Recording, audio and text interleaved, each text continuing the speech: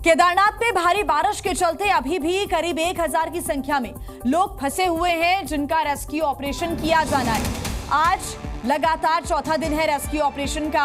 अब तक 10,000 लोगों का रेस्क्यू किया जा चुका है। जानकारी के अनुसार केदारनाथ मंदिर के पास अभी भी 600 से ज्यादा लोग फंसे हुए हैं, लेकिन खराब मौसम की वजह से रेस्क्यू में लगातार परेशानी आ रही है। चिंचोली में भी 100 लोगों के फंसे होने की जानकारी है। गौरीकुंड से सोनप्रयाग के रास्ते में 300 लोग फंसे हुए हैं। रेस्क्यू ऑपरेशन में एनडीआरएफ, एसडीआरएफ, डीडीआरएफ की टीम्स के साथ साथ स्थानीय पुलिस और सेना के चिनूक और MI-17 हेलीकॉप्टर्स लगे हुए हैं।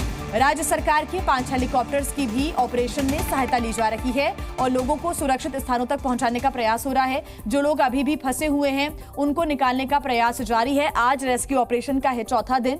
अगर हम केदारनाथ की बात करें तो यहाँ पर जाने वाला जो मार्ग है कई जगह से ये बाधित हो चुका है और साथ ही साथ कई जगह पर बड़े बड़े पत्थर गिरे हैं। पहाड़ी का हिस्सा दरका है, लैंडस्लाइड हुआ है, जिसकी वजह से कई रास्ते बंद हो गए हैं। कई लोगों को एयरलिफ्ट करना पड़ रहा है। एसडीआरएफ, एनडीआरएफ, डीडीआरएफ की टीम्स मौके पर तैनात है।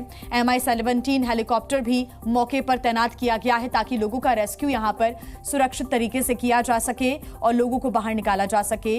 ये कार्रवाई जल्द से जल्द हो, इसकी वजह से यहां पर लगातार बड़ी संख्या में टीम्स की तैनाती की गई है। 5 हेलीकॉप्टर से रेस्क्यू ऑपरेशन जारी है और ये भी आपको बता दें कि अभी भी जो यहाँ पर मौसम की मार है वो आसपास के लोग झेल रहे हैं, जिसकी वजह से रेस्क्यू ऑपरेशन में भी दिक्कतें आ रही हैं।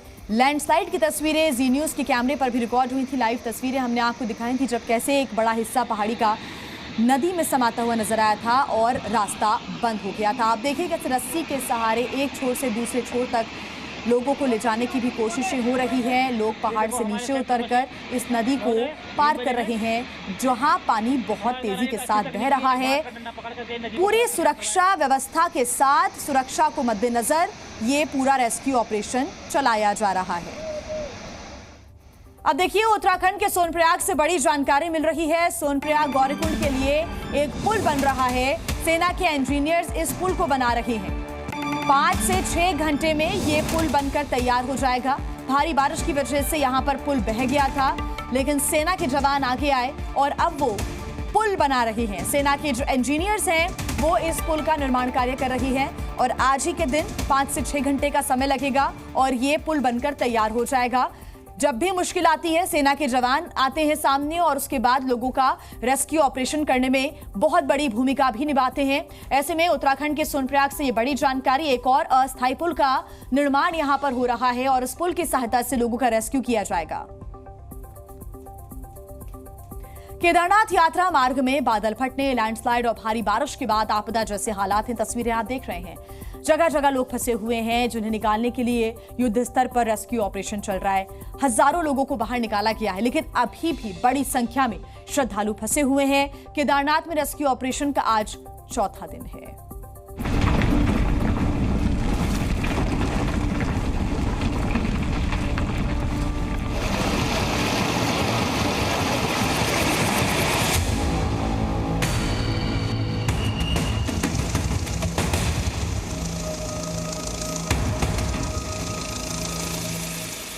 जहां कोई नहीं पहुंचा, आज केदारनाथ में वहां जी न्यूज़ पहुंचा।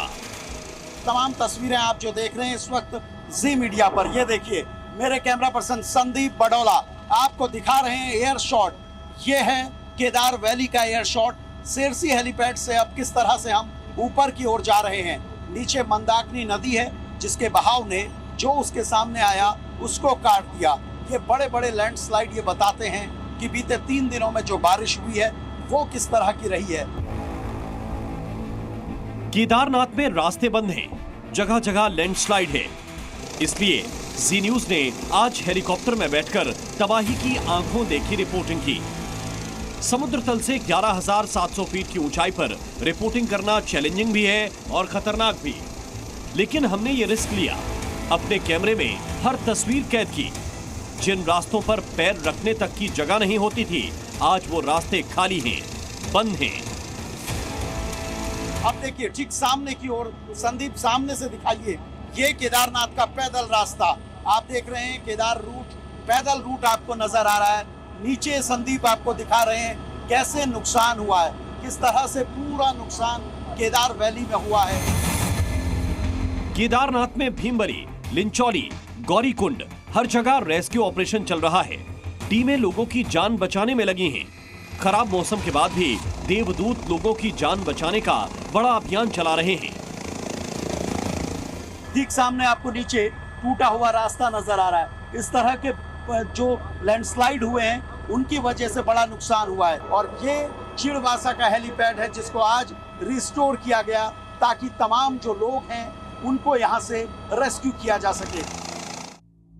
ये चिड़वासा है, यहाँ से रास्ता केदारनाथ की तरफ जा रहा है, लेकिन इस मार्ग पर तबाही के निशान साफ साफ दिख रहे हैं। बड़े बड़े पत्थर और चारों तरफ फैली तबाही दिख रही है। गौरीकुंड से चिड़वासा से ऊपर की ओर मैं आ चुका हूँ। चिड़वासा से आगे आप देखिए ये केदार धाम का पूरा रास्ता है। बड़े बड़े बोल्डर यहाँ गिरे और इस वक्त ठीक सामने देखिए इस तरह के बड़े पत्थर यहाँ गिरे हुए हैं। इससे पता चलता है कि यहाँ का मंजर क्या रहा होगा जब बारिश हुई।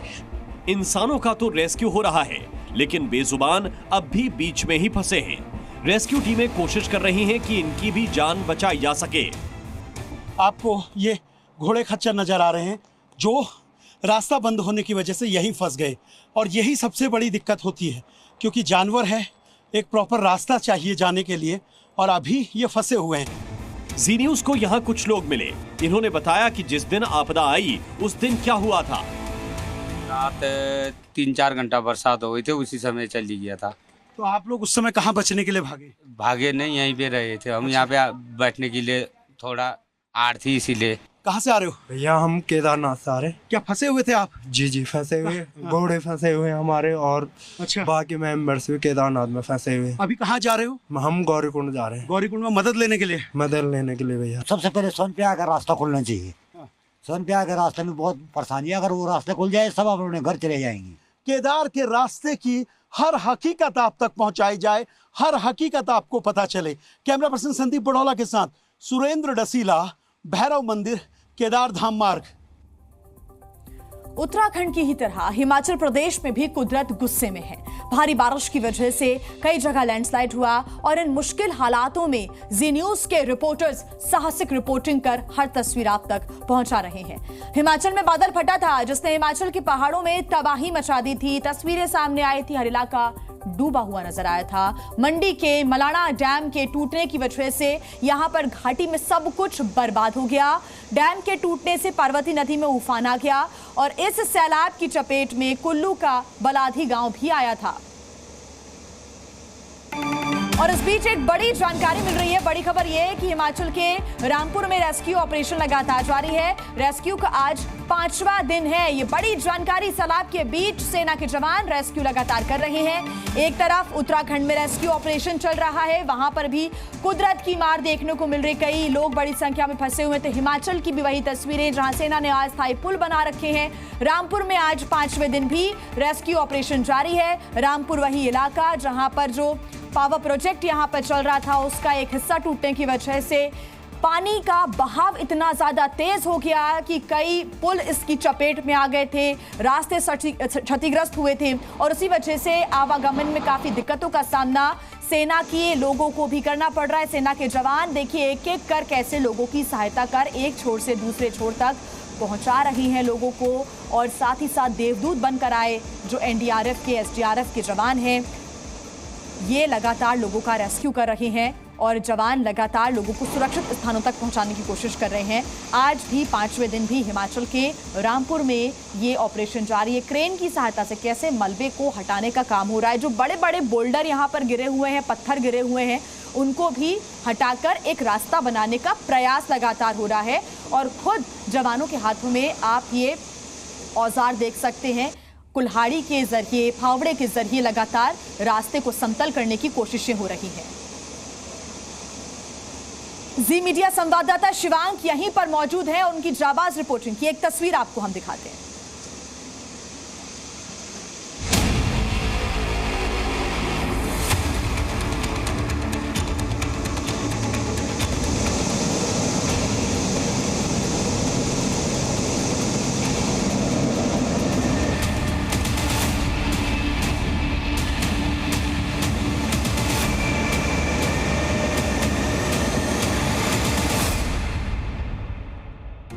ये देखिए सामने, आप देखिए ये सामने बलाधी गांव है। ये जो आपको सामने दिखाई दे रहा है, जो अब इस वक्त टापू बन चुका है, जिसके सीधे हाथ की तरफ भी पार्वती नदी बह रही है और पीछे की तरफ भी।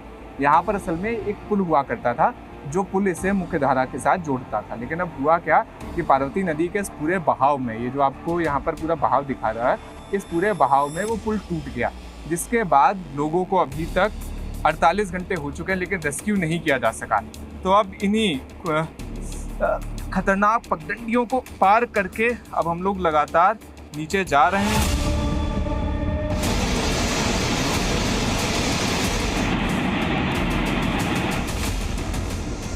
हिमाचल में 2 दिन पहले बादल फटा, पहाड़ों से उतरते पानी ने प्रलय मचाया। पानी के रास्ते में जो भी आया तबाह हो गया।